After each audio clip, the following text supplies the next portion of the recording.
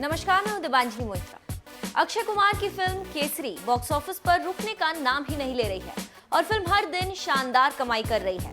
Film ने अपने 10वें दिन उम्मीद से बेहतर कारोबार किया था, जिसके बाद ट्रेड एक्सपर्ट्स ये मान रहे थे कि अपने 11वें दिन भी बम्पर कमाई करेगी। वहीं अब लीजिए 11वें दिन की कमाई भी सामने आ गई है। केसरी ने संडे को 8.25 करोड़ रुपए की कमाई कर डाली है।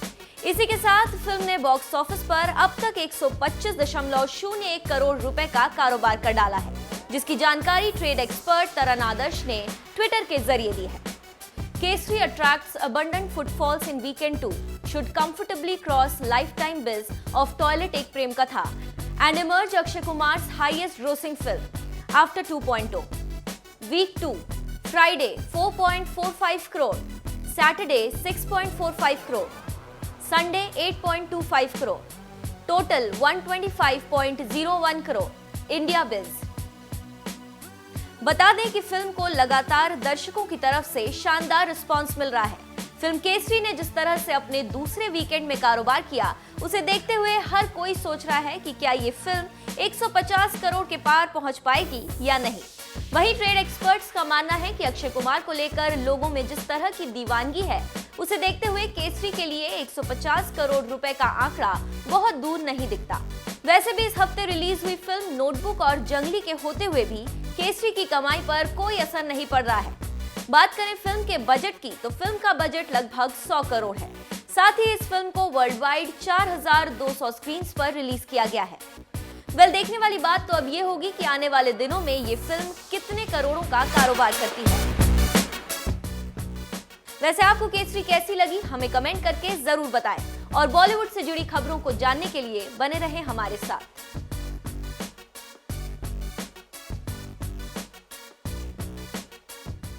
मेरा सवाल ये है कि फिल्म काफ़ी जो ट्रेलर्स है लोगों को काफ़ी पसंद आ रहा है, लेकिन आपके लिए पर्सनली कितना इमोशनली और फिजिकली कितना चैलेंजिंग था और कितना ड्रेनिंग था पूरा सिचुएशन जब आप लोग पिक्चराइजेशन कर रहे थे?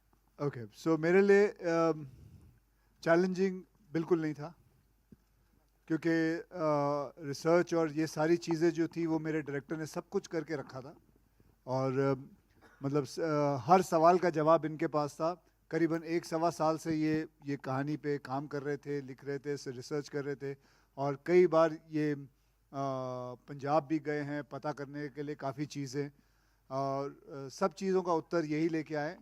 तो मैं कहूँगा कि जो चैलेंजिंग और रिसर्च पार्ट था वो इन्होंने मेरा संभाल लिया था। बाकी जहाँ रही ये फिल्म की बात, ये फिल्म मेरे लिए बहुत ही एक इमोशनल जर्नी रही है। मेरे पिताजी भी सोल्जर थे, आर्मी में थे और ये भी एक कहानी उन सोल्जरों की है।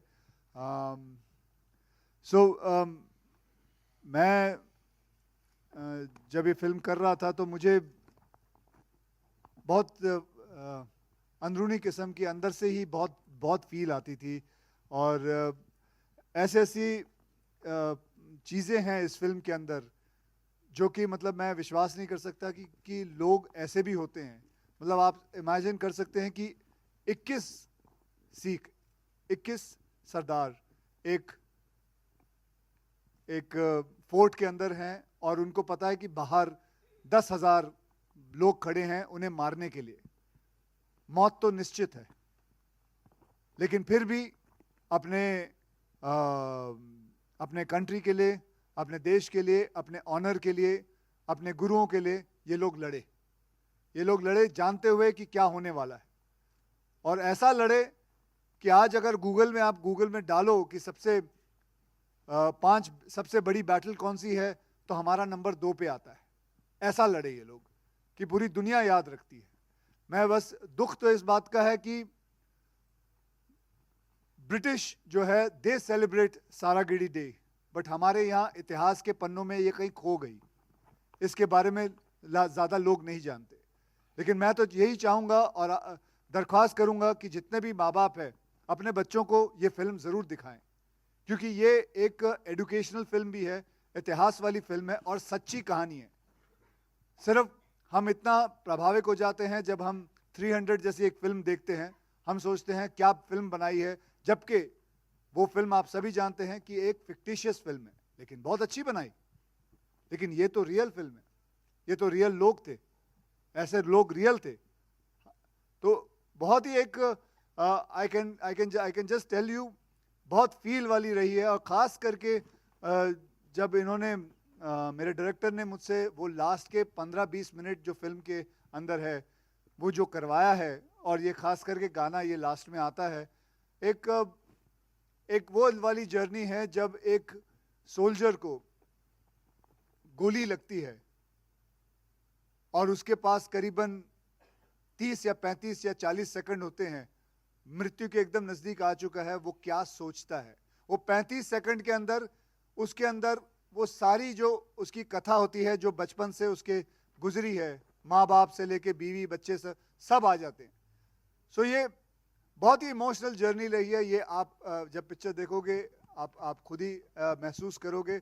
बस आप लोगों से यही दरख्वास्त है कि आप ज़रूर ये लिखें कि मैं चाहूँगा कि इस फिल्म को बच्चे ज़रूर देखें, youth should watch it because it's a lot of learning process in this film which is a real thing. Akshay Hi Baji, Akshay, Akshay here, Baji, hi Akshay Baji. Akshay, Madhu Hello. BBC Hindi से Akshay Baji here on the left. First of all, this is Simran Singh here. First of all, thank you to the team for bringing this film, for making a film on this subject, and thank you for this emotional, heartfelt tribute to the martyrs. My question to you is a concerning question. So your film Kesari tells us about the true meaning of this color. This is the color of sacrifice, valor, and bravery. But how doesn't bother you when you have a contemporary who is using the same color, but he has used as a product with tobacco. So that's my question to you. I don't know, वो केसर और केसरी को दोनों mix कर गए।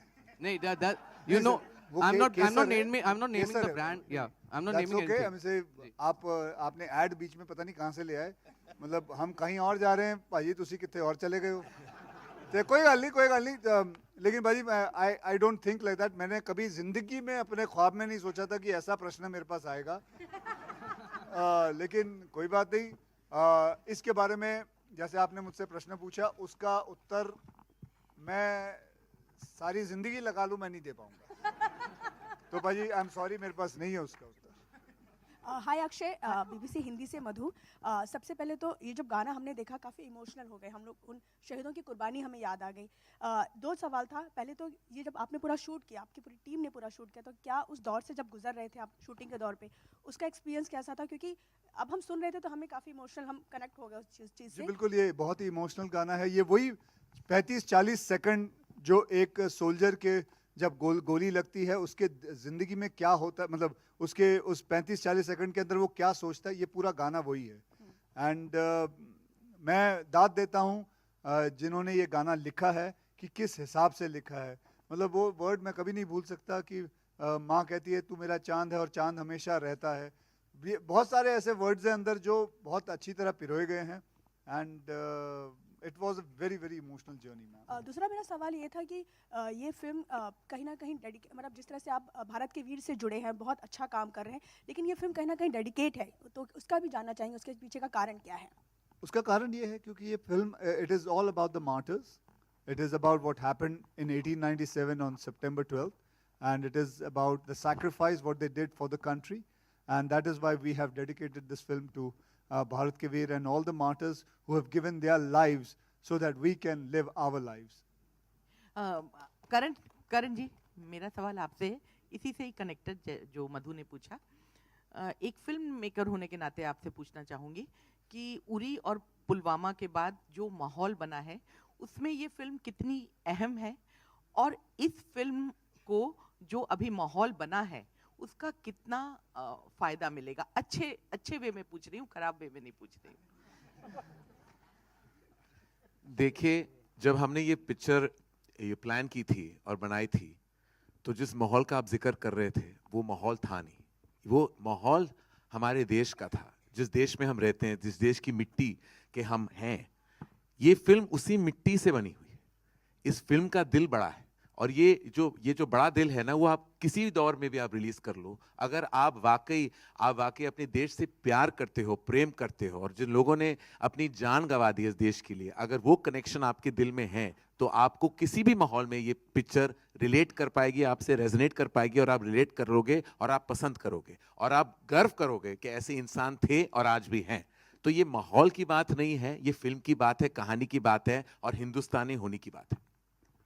हाय, Sohail here, आपके सामने। Congratulations to Akshay, Parineeti, Karan and the entire team. जब trailer out हुआ था तभी also we could feel that connect actually very emotionally. मैं चाहता हूँ, मेरा क्वेश्चन है कि जब पहली बार आपसे ये नरेशन किया था, और ये look specially actually Akshay ji, I think so कि इस तरह का लुक हमने पहले कभी आपको देखा नहीं, इस तरह के लुक में। पहले तो हम जानना चाहेंगे कि जो ये लुक था सरदार वाला, बड़ी बियर्ड, टर्बन, और ख़ास करके आजकल हम सिख को इतने बड़े टर्बन में नहीं देखते, और ख़ास करके जो रिंग है, स्वॉर्ड, उसका कुछ एक्सपीरियंस हम जानना चाहेंगे। कुछ बताना, it's a very big and a very long sword, शायद बहुत वजनदार होगी। हाँ बिल्कुल, जो पग थी करीबन 1.25 किलो की, 1 किलो की पग थी, और 4-5 किलो की तलवार थी। वैसे उस वक्त की बात अगर हम करें तो उस वक्त जब वो तलवार पकड़ते तो वो करीबन 20 या 22 किलो की तलवार पकड़ते थे, क्योंकि वो लोग असली घी खाते थे। हम डालडा हम बराबर दही भी नहीं खा सकते। आप अभी भी असली घी खाते हो, इसलिए इस तरह लगते हो। हाँ, वो बनावटी चीजें तो हम खाते हैं। You are discipline person actually, बहुत discipline. Your lifestyle is in a very discipline में, आप बहुत डिसिप्लिन फॉलो मत पूछिए कितना डिसिप्लिन्ड है इनका लाइफ। पहली बार जब मुझे अक्षय कुमार से मिलना था तो उन्होंने 6 बजे कह दिया, मैं तो 6 बजे शाम को जा रहा था, मुझे कहाँ पता था कि 6 बजे सुबह ये मुझे बुला रहे थे। ये इंसान नहीं है, मॉर्निंग अलार्म है।